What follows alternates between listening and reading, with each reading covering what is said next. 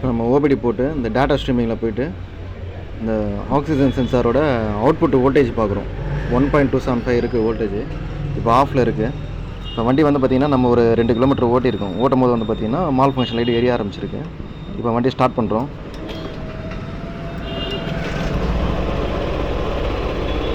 இப்போ வண்டி ஸ்டார்ட் பண்ணியாச்சு. எரேஸ் பண்ணுறோம். எந்த ஒரு அவுட்புட் வோல்டேஜ் எதுவும் மாறலை. இப்போ பாருங்கள், வோல்டேஜ் வந்து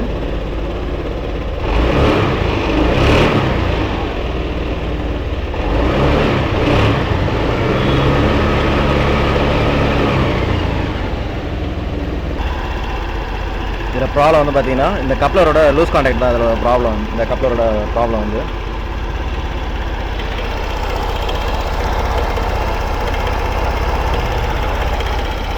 இது வந்து இது வந்து லூஸாக இருக்குது இந்த கப்ளர். இப்போ வோல்டேஜ் வந்து பார்த்திங்கன்னா